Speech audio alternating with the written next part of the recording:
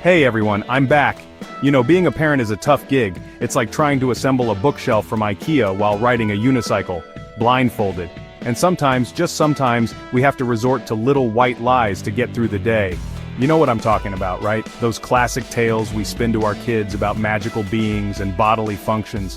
Well, today, we're diving deep into the hilarious and sometimes necessary lies we tell our kids. Let's get started. First up, we've got the big guy himself, the one and only Santa Claus. Every December, millions of parents around the world convince their kids that a jolly old man in a red suit breaks into their homes through the chimney to deliver presents. I mean, come on, is that even physically possible? Chimney sweeps have a hard enough time getting through those things. But hey, it's a magical time, right? And the look on those kids' faces when they see the presents under the tree? Priceless. So yeah, Santa Claus might be a big fat lie, but it's a lie with a heart of gold. And let's not forget about the elves working tirelessly in Santa's workshop. I mean, who else is going to make all those toys? It's not like Santa's got an Amazon Prime account, right? Those elves are like the unsung heroes of Christmas. They deserve their own parade, or at least a decent dental plan. But here's the real kicker, folks. Why does Santa only visit once a year? If he's got all that time on his hands, he should be delivering presents every month. I'm just saying, Santa, if you're listening, monthly deliveries would be fantastic. Next up, we've got the Tooth Fairy. You know, that tiny magical creature who supposedly sneaks into your kid's room at night and swaps out their lost teeth for cold hard cash. Let's be real, folks, that's a pretty sweet deal. I mean, have you seen the price of gold these days? Those little baby teeth are practically currency. But think about it, how does the Tooth Fairy even know when a kid loses a tooth? Does she have like a tooth tracking app on her phone? Or maybe she's got a network of informants like little tooth pigeons that report back to her. I'm picturing a tiny pigeon wearing a little hat and carrying a miniature briefcase. It's adorable. And what does the Tooth Fairy do with all those teeth anyway? Does she have a giant tooth collection in her fairy castle? Maybe she uses them to build furniture? Or maybe, just maybe, she's saving them all up for some kind of elaborate tooth-based art installation. The possibilities are endless. Chapter 3. The 7-Year Gum Inferno. Alright, let's talk about gum. Specifically that age-old lie we tell our kids about swallowing gum staying in their stomachs for 7 years. I mean, come on, 7 years? What is their stomach, some kind of digestive black hole?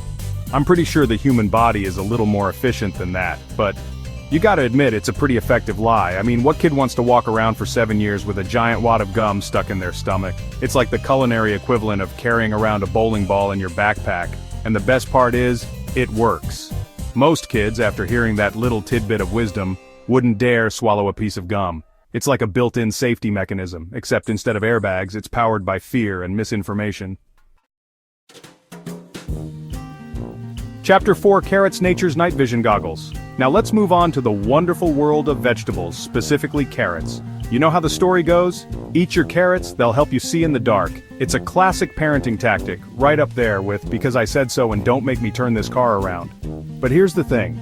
Carrots don't actually give you night vision. I mean, they're good for your eyes, don't get me wrong. But they're not going to turn you into some kind of superhero with X-ray vision.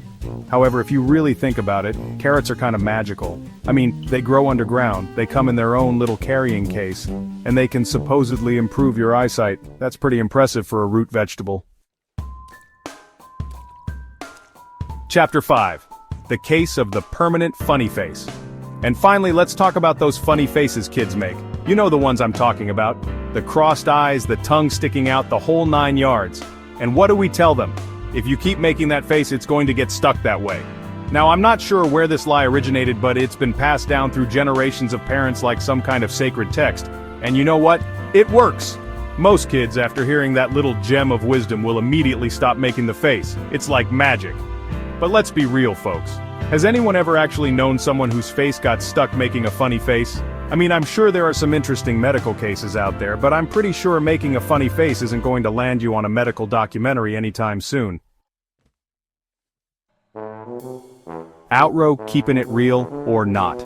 So, there you have it, folks. The hilarious, the necessary, the downright bizarre lies we tell our kids.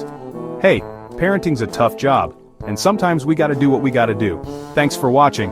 What lies did your parents tell you? Let us know in the comments below. Don't forget to like and subscribe for more fun content. And remember, always tell your kids the truth, unless it's funnier not to.